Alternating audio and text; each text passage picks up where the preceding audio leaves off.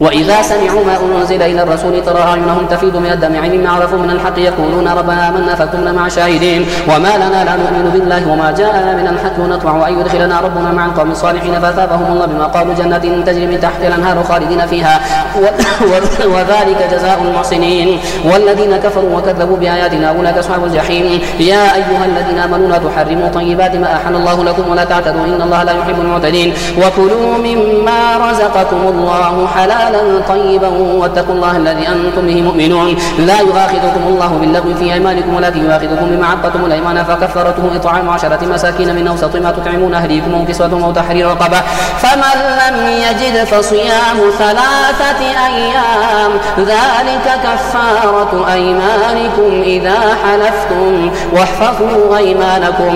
واحفظوا أيمانكم كذلك يبين الله لكم آياته لعلكم تشكرون يا أيها الذين آمنوا إنما الخمر والميسر والأنصاب والأزلام رجس من عمل الشيطان فاجتنبوه لعلكم تفلحون إنما يريد الشيطان أن يوقع بينكم العداوة والبغضاء في الخمر والميسر ويصدكم عن ذكر الله وعن الصلاة فهل أنتم منتهون وأطيعوا الله وأطيعوا الرسول واحذروه فإن توليتم فاعلموا أنما على رسولنا البلاغ المبين ليس على الذين آمنوا وعملوا الصالحات جناح فيما طعموا إذا ما اتقوا وآمنوا وعملوا الصالحات ثم اتقوا وآمنوا ثم اتقوا وأحسنوا والله يحب المحسنين يا أيها الذين آمنوا لا يبلونكم الله بشيء من الصيد تناله أيديكم ورماحكم ليعلم الله من يخافه بالغيب فمن اعتدى بعد ذلك فله عذاب أليم يا أيها الذين آمنوا لا تقتلوا الصيد وأنتم حرم ومن قتله منكم متعمدا فجزاء مثل ما قتل من النعم يحكم به ذوى عدل منكم هديا بالغ الكعبة أو كفارة من طعام مساكين أو عدل ذلك صياما ليذوق وبال أمره عفى الله عما سلف ومن عاد فينتقم الله منه والله عزيز ذو انتقام أحل لكم صيد البحر وطعامه متاعا لكم وللسيارة وحرم عليكم صيد البر ما دمتم حرما واتقوا الله الذين إليه تحشرون جعل الله الكعبة البيت الحرام قياما للناس وشهر الحرام والهدي والقلائد ذلك لتعلموا أن الله يعلم ما في السماوات وما في الأرض وأن الله بكل شيء عليم اعلموا أن الله شديد العقاب وأن الله غفور رحيم ما على الرسول إلا البلاغ والله يعلم ما تبدون وما تكتمون قل لا يستوي الخبيث والطيب ولو أعجبك كثرة الخبيث فاتقوا الله يا أولي الألباب لعلكم تفلحون يا أيها الذين آمنوا لا تسألوا عن أشياء إن تبد لكم تسؤكم وإن تسألوا عنها حين ينزل القرآن تبد لكم عفى الله عنها والله غفور حليم قد سألها قوم من قبلكم ثم أصبحوا بها كافرين ما جعل الله من بحيرة ولا سائبة ولا وصيلة ولا حام ولكن الذين كفروا يفترون على الله الكذب وأكثرهم لا يعقلون وإذا قيل لهم تعالوا إلى ما أنزل الله وإلى الرسول قالوا حسبنا ما وجدنا عليه آباءنا ولو كان آباؤهم لا يعلمون شيئا ولا يهتدون يا أيها الذين آمنوا عليكم أنفسكم لا يضركم من ضل إذا اهتديتم من الله مرجعكم جميعا فينبئكم بما كنتم تعملون يا أيها الذين آمنوا شهادة بينكم إذا حضر أحدكم الموت حين الوصية 2 ذوى عدل منكم أو آخران من غيركم إن أنتم ضربتم في الأرض فأصابتكم مصيبة الموت تحبسونهما من بعد الصلاة فيقسمان بالله إن ارتبتم لا نشتري به ثمنا ولو كان ذا قربى ولا نكتم شهادة الله إنا إذا لمن الآثمين فإن عثر على أنهما استحقا إثما فآخران يقومان مقامهما من الذين استحق عليهم الأوليان فيقسمان بالله لشهادتنا أحق من شهادتهما وما اعتدينا إنا إذا لمن الظالمين ذلك أدنى أن يأتوا بالشهادة على وجهها أو يخافوا أن ترد أيمان بعد أيمانهم واتقوا الله واسمعوا والله لا يهدي القوم الفاسقين يوم يجمع الله الرسل فيقول ماذا أجبتم قالوا لا علم لنا إنك أنت علام الغيوب إذ قال الله يا عيسى ابن مريم اذكر نعمتي عليك وعلى والدتك إذ أيدتك بروح القدس تكلم الناس في المهد وكهلا وإذ علمتك الكتاب والحكمة والتوراة والإنجيل وإذ تخلق من الطين كهيئة الطير بإذني فتنفخ فيها فتكون طيرا بإذني وتبرئ الأكمه والأبرص بإذني وإذ تخرج الموتى بإذني وإذ كففت بني إسرائيل عنك إذ جئتهم بالبينات فقال الذين كفروا منهم من هذا إلا سحر مبين وإذ أوحيت إلى الحواريين أن آمنوا بي وبرسولي قالوا آمنا واشهد بأننا مسلمون إذ قال الحواريون يا عيسى ابن مريم هل يستطيع ربك أن ينزل علينا مائدة من السماء قال اتقوا الله إن كنتم مؤمنين قالوا نريد أن نأكل منها وتطمئن قلوبنا ونعلم أن قد صدقتنا ونكون عليها من الشاهدين قال عيسى ابن مريم اللهم ربنا أنزل علينا مائدة من السماء تكون لنا عيدا لأولنا وآخرنا وآية منك وارزقنا وأنت خير الرازقين. قال الله إني منزلها عليكم فمن يكفر بعد منكم فإني أعذبه عذابا لا أعذبه أحدا من العالمين. وإذ قال الله يا عيسى ابن مريم أأنت قلت للناس اتخذوني وأمي إلهين من دون الله قال سبحانك ما يكون لي أن أقول ما ليس لي بحق إن كنت قلته فقد علمته تعلم ما في نفسي ولا أعلم ما في نفسك إنك أنت علام الغيوب. ما قلت لهم إلا ما أمرتني به أن اعبدوا الله ربي وربكم وكنت عليهم شهيدا ما دمت فيهم فلما توفيتني كنت أنت الرقيب عليهم وأنت على كل شيء شهيد. إن تعذبهم فإنهم عبادك وإن تغفر لهم فإنك أنت العزيز الحكيم. قال الله هذا يوم ينفع الصادقين صدقهم لهم جنات تجري من تحتها الأنهار خالدين فيها أبدا رضي الله عنه. قال الله هذا يوم ينفع الصادقين صدقهم لهم جنات تجري من تحتها الأنهار خالدين فيها أبدا رضي الله عنهم ورضوا عنه ذلك الفوز العظيم. لله ملك السماوات والأرض وما فيهن وهو على كل شيء قدير. الحمد لله الذي خلق السماوات والأرض وجعل الظلمات والنور ثم الذين كفروا بربهم يعدلون هو الذي خلقكم من طين ثم قضى أجلا وأجل مسمى عنده ثم أنتم تمترون وهو الله في السماوات وفي الأرض يعلم سركم وجهركم ويعلم ما تكسبون وما تأتيهم من آية ربهم إلا كانوا عنها معرضين. فقد كذبوا بالحق لما جاءهم فسوف يأتيهم أنباء ما كانوا به يستهزئون. ألم يروا كم أهلكنا من قبلهم من قرن مكناهم في الأرض ما لم نمكن لكم وأرسلنا السماء عليهم مدرارا وجعلنا الأنهار تجري من تحتهم فأهلكناهم بذنوبهم وانشأنا من بعدهم قرنا آخرين. ولو نزلنا عليك كتابا في قرطاس فلمسوه بأيديهم لقال الذين كفروا إن هذا إلا سحر مبين وقالوا لولا أنزل عليه ملك ولو أنزلنا ملكا لقضي الأمر ثم لا ينظرون ولو جعلناه ملكا لجعلناه رجلا وللبسنا عليهم ما يلبسون. ولقد استهزئ برسل من قبلك فحاق بالذين سخروا منهم ما كانوا به يستهزئون. قل سيروا في الأرض ثم انظروا كيف كان عاقبة المكذبين. قل لمن ما في السماوات والأرض قل لله كتب على نفسه الرحمة ليجمعنكم إلى يوم القيامة لا ريب فيه الذين خسروا أنفسهم فهم لا يؤمنون. وله ما سكن في الليل والنهار وهو السميع العليم. قل أغير الله يتخذ وليا فاطر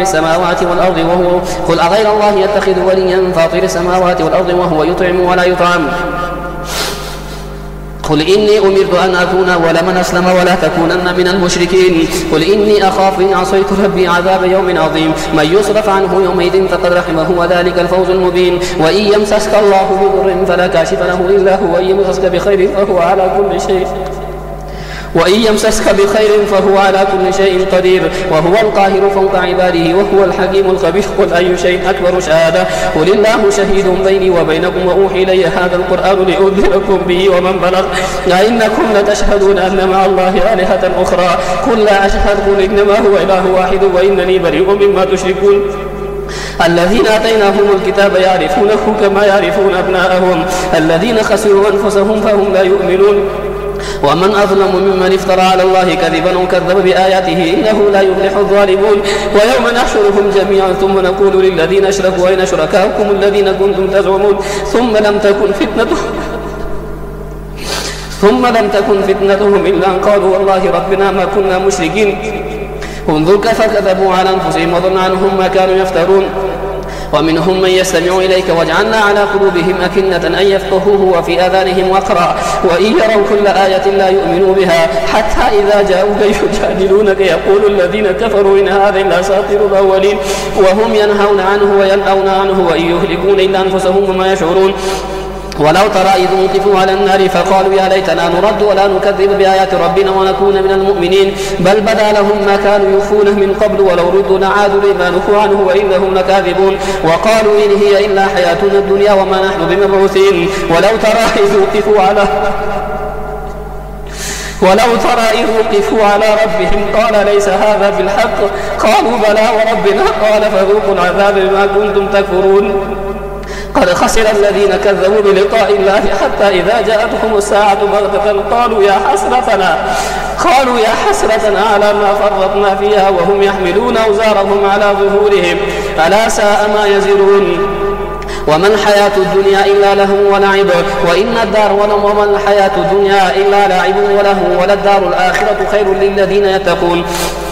أفلا تعقلون قد نعلم إنه ليحزنك الذي يقولون فإنهم لا يكذبونك ولكن الظالمين بآيات الله يجحدون ولقد كذبت رسل من قبلك فصبروا على ما كذبوا وأوذوا حتى أتاهم نصرنا ولا مبدل لكلمات الله ولقد جاءك من نبأ المرسلين وإن كان كبر عليك إعراضهم فإن استطعت أن تبتغي نفقا في الأرض أو سلما في السماء فتأتيهم بآية ولو شاء الله لجمعكم على الهدى فلا تكونن من الجاهلين إنما يستجيب الذين يسمعون والموتى يبعثهم الله ثم إليه يرجعون وقالوا لولا نزل عليه آية من ربه قل إن الله قادر على أن ينزل آية ولكن أكثرهم لا يعلمون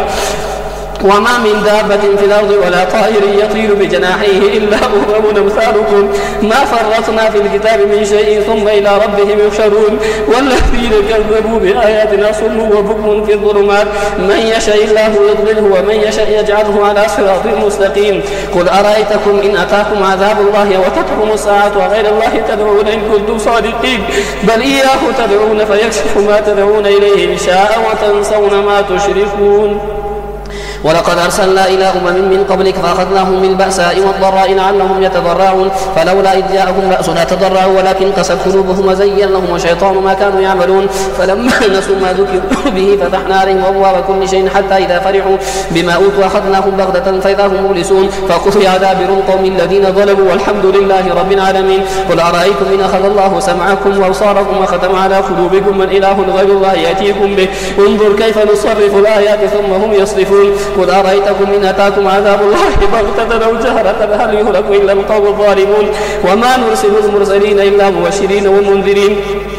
فمن آمن وأصلح فلا خوف عليهم ولا هم يحزنون والذين كذبوا بآياتنا يمسهم العذاب بما كانوا يفسقون قل لا أقول لكم عندي خزائن الله ولا أعلم الغيب ولا أقول لكم إني ملك إن أتبع إلا ما يوحى إلي قل هل يستوي الأعمى والبصير فلا تتفكرون وأنذر به الذين يخافون أن يحشروا إلى ربهم ليس لهم من دونه ولي ولا شفيع لعلهم يتقون ولا تطرد الذين يدعون ربهم بالغداة والعشي يريدون وجهه ما عليك من حسابهم من شيء وما من حسابك عليهم من شيء فتطردهم فتكون من الظالمين وكذلك فتنا بعضهم ببعض ليقولوا أهؤلاء من الله عليهم من بيننا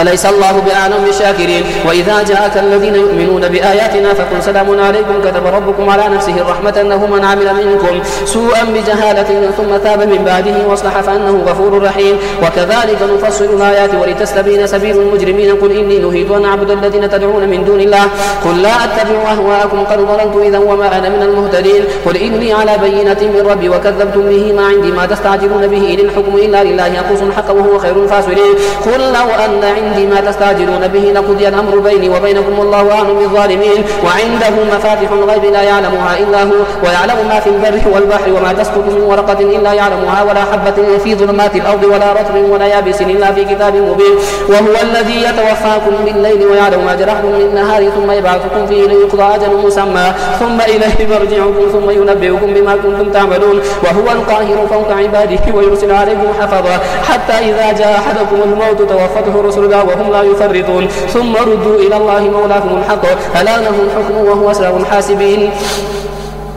قل من ينجيكم من ظلمات البر والبحر تدعونه تضرعا وخفية لئن أنجيتنا من هذه لنكونن من الشاكرين قل الله ينجيكم منها ومن كل كرب ثم أنتم تشركون قل هو القادر على أن يبعث عليكم عذابا من فوقكم أو من تحت أرجلكم أو يلبسكم شيعا ويذيق بعضكم بأس بعض وانظر كيف نصرف الآيات لعلهم يفقهون وكذب به وقومك وهو الحق قل لست عليكم بوكيل لكل نبأ مستقر وسوف تعلمون وإذا رأيت الذين يخوضون في آياتنا فأعرض عنهم حتى يخوضوا في حديث غيره وإما ينزينك شيطان فلا تقعد بعد الذكرى مع القوم الظالمين وما على الذين يتقون من حسابهم من شيء ولكن ذكرى لعلهم يتقون وذر الذين اتخذوا دينهم لعبا ولهوا وغرتهم الحياة الدنيا وذكر به أن تبصر نفس بما كسبت ليس لها من دون الله ولي ولا شفيع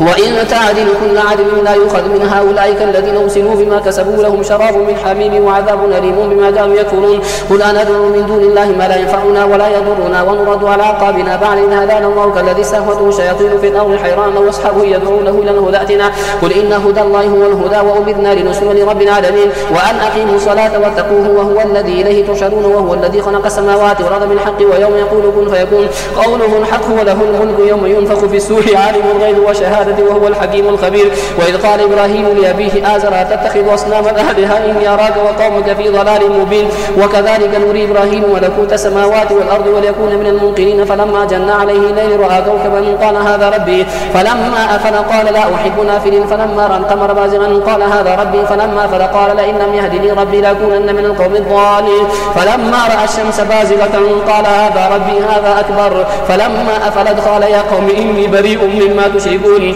إني وجهت وجهي للذي فطر السماوات والأرض حنيفا وما أنا من المشركين. وحاجه قومه قال تحاجوني في الله وقد هدان ولا أخاف ما تشركون به إلا أن يشاء ربي شيئا وسع ربي كل شيء علما أفلا تتذكرون. وكيف أخاف ما أشركتم ولا تخافون أنكم أشركتم بالله ما لم ينزل به عليكم سلطانا فأي الفريقين أحق بالأمن إن كنتم تعلمون. الذين آمنوا ولم يلبسوا إيمانهم بظلم أولئك لهم الأمن وهم مهتدون.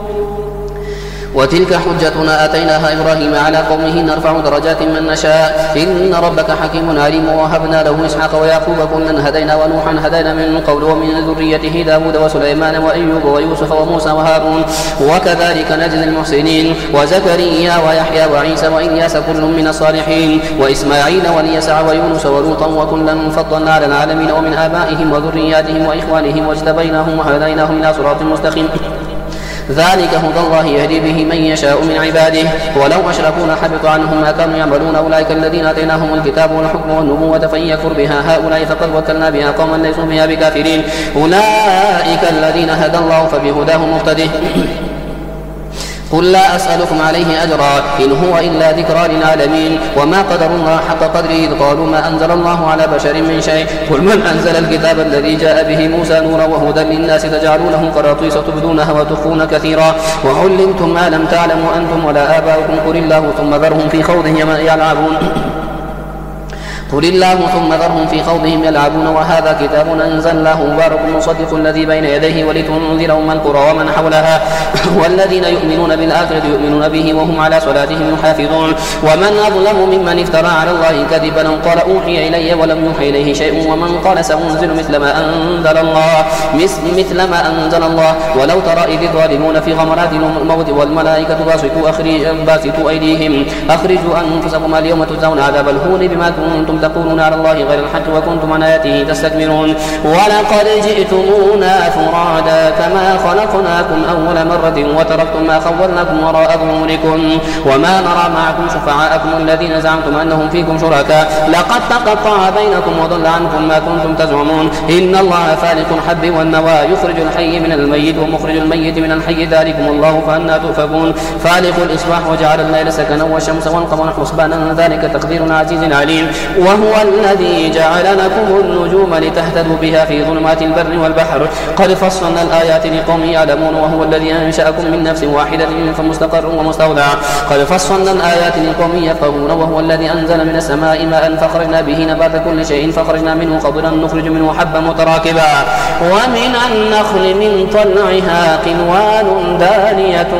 وجنات من أعناب والزيتون والرمان مشتبها وغير متشابه انظروا إلى ثمره إذا أثمر وينعه إن في ذلك لآيات لقوم يؤمنون. وجعلوا لله شركاء الجن وخلقهم وخلقوا له بنين وبنات من غير علم سبحانه وتعالى عما يصفون. بديع السماوات والأرض أن يكون له ولد ولم تكن له صاحبة وخلق كل شيء وهو بكل شيء عليم. ذلكم الله ربكم لا إله إلا هو خالق كل شيء فاعبدوه وهو على كل شيء وكيل. لا تدركه الأبصار وهو يدرك الأبصار وهو اللطيف الخبير. قد جاءكم بصائر من ربكم فمن أبصر فلنفسه ومن عمي فعليه عليها وما أنا عليكم بحفيظ وكذلك نصرف الآيات وليقولوا درست ولنبينه لقوم يعلمون اتبع ما أوحي إليك من ربك لا إله إلا هو وأعرض عن المشركين ولو شاء الله ما أشركوا وما جعلناك عليهم حفيظا وما أنت عليهم بوكيل ولا تسبوا الذين يدعون من دون الله فيسبوا الله عدوا بغير علم كذلك زينا لكل أمة عملهم ثم إلى ربهم مرجعهم فينبئهم بما كانوا يعملون وأقسموا بالله جهد أيمانهم لئن جاءتهم آية ليؤمنن بها قل إنما الآيات عند الله وما يشعركم أنها إذا جاءت لا يؤمنون ونقلب أفئدتهم وأبصارهم كما لم يؤمنوا به أول مرة ونذرهم في طغيانهم يعمهون